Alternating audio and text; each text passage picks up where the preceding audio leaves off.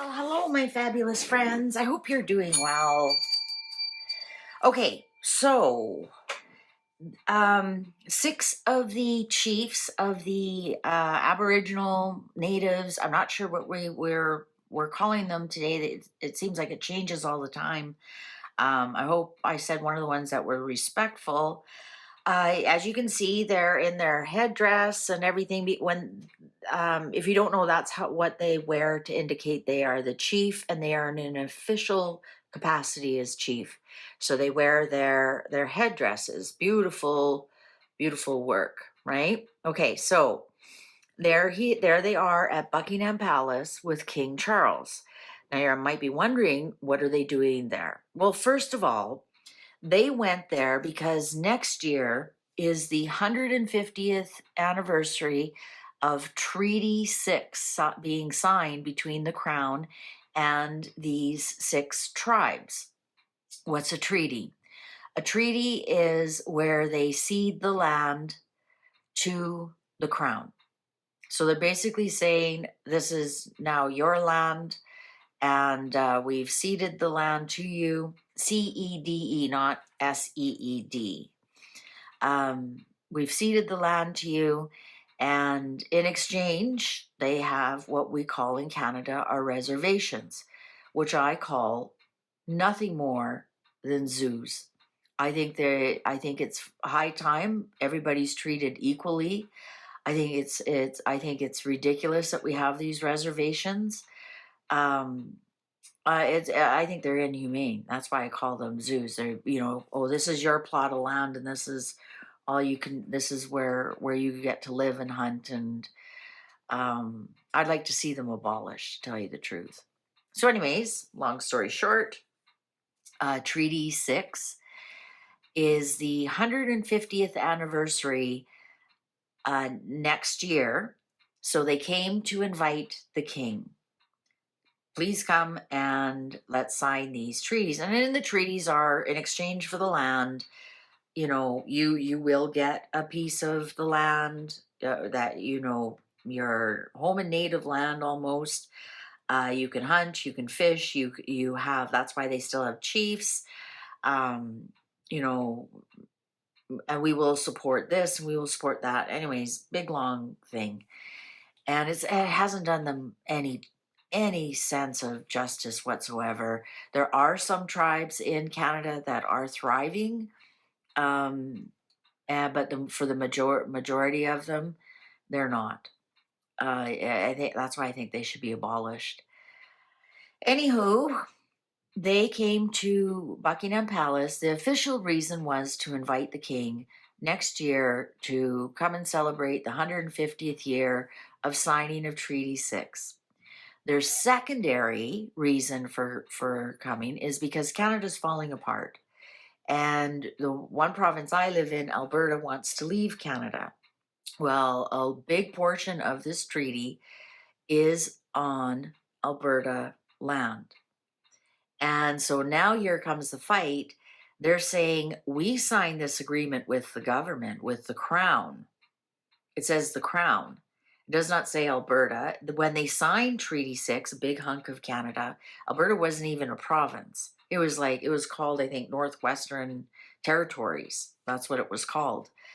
And when they signed it to the Crown, they said, we signed it to the Crown. We didn't sign it to Alberta. And if Alberta separates, what's happening with us? And we have no guarantees from Alberta we'll have our own land or our rights. And the Alberta government says, or the Alberta separatists say, yes, you will. We'll actually treat you better. It's a big, long story. Anyways. So they have asked King Charles, please help us. Please help us make sure we do not leave Canada. We don't want to leave Canada. We don't want Alberta to separate. We are on, we signed the agreement with the Crown 150 years ago. Can you please help us? And King Charles said, oh, I've not heard of this, which is probably a lie because he is in touch with Carney. And you better believe Carney is letting the king know the jewel in the crown, Alberta, wants to leave. We're taking our oil with us. And now I see next week Carney has an appointment with the king again, and you better believe they're going to be discussing Alberta.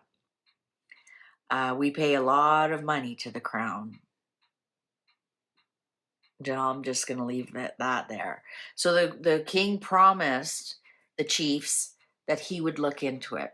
I couldn't see anything that he promised he would be there next year, because that was the whole thing. It was the official invite. Because as you know, things with the monarch, you have to plan, a year in advance, 2 years in advance. So I'm asking the cards, is King Charles going to step in and stop Alberta's separation? Apparently he can't, but he is the King of Canada.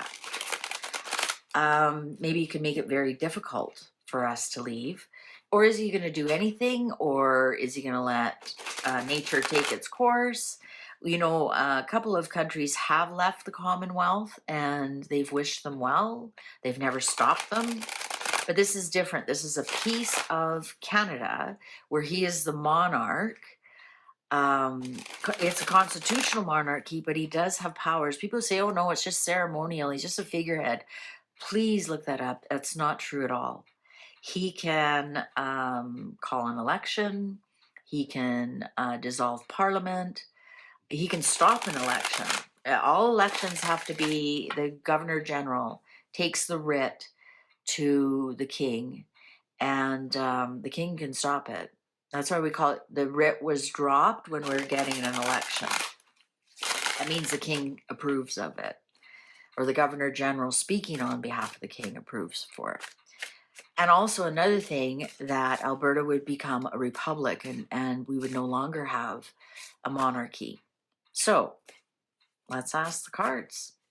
Is the king, is he going to stand with the chiefs and the country of Canada, as he's the King of Canada, or is he going to let the people decide what they want to do? Now, there's no guarantees that Alberta's leaving at all.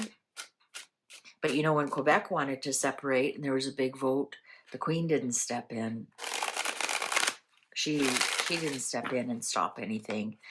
But the vote was no separation. So perhaps if the answer was yes, there would be a different story.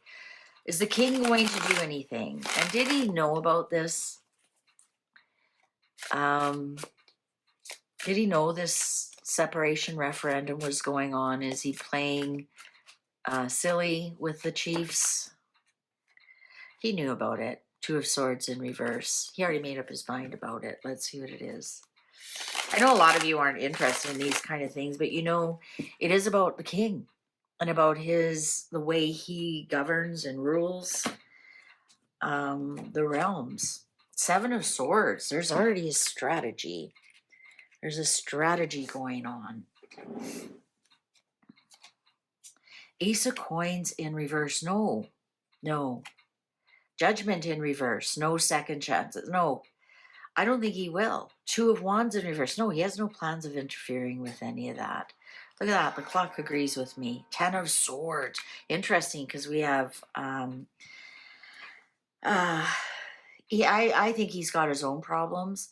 I don't think he knows it'll ruin Canada, but I don't think he is going to interfere at all. Yeah, you know what? He just doesn't have the strength to deal with it. Maybe he's even thinking, I'm not even going to be here in 2 years. Like, who cares? What you do? Fill your boots. The Moon in reverse. And Five of Wands. I'm going to say that, he's going to let it go and see how far it goes. But right now, Four of Wands. Oh, that's a separation. Or that could be Queen of Cups in reverse. That it actually could be Canada, because we are a Cancerian. And Nine of Coins in reverse. He knows it would be big loss of money. I'm going to say he's not going to interfere at all. Queen of Coins. Yeah, there's Mom. There's mom. Mom didn't do anything when Quebec was wanting to leave. She never got involved in any of the politics of Canada, and neither am I. And I'm gonna do it how mom handled it, and she didn't interfere. I mean, of course, they say their little speeches. Canada is dear to our heart, and we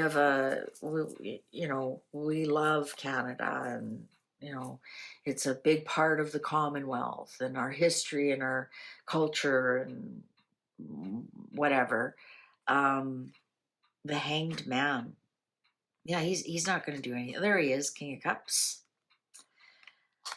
And Justice, he's gonna let the people decide. Temperance, no, he's not doing anything, guys. He'll look into it. He might say something. He'll probably look and say, what did mom do? What did mom do when there was problems in Canada? He never stepped in when we were having the truckers thing and emergency act, and people's bank accounts were frozen, and the overreach of the prime minister's office, which the court has deemed was illegal. Nobody's arrested. He didn't step in to save his people. He lost a lot of respect. Actually, it wasn't him. I think it was the Queen back then. Was it the Queen? Yeah, it was the Queen.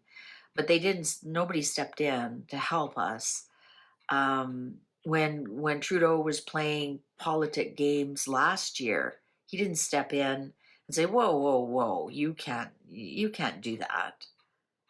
I'm the king here, and we'll have a lawful prime minister's office." No, never stepped in, never did anything. So I can't see them doing anything now. And the cards are saying no. He's gonna look at. He's gonna maybe keep an eye on it. He might do a little bit of research into it. I don't think that he thinks that Alberta will leave. So it's really nothing for him to worry about right now. And he might even be like, I don't know, by the time all this goes down, will I even be around to worry about it? So why would I worry about it right now?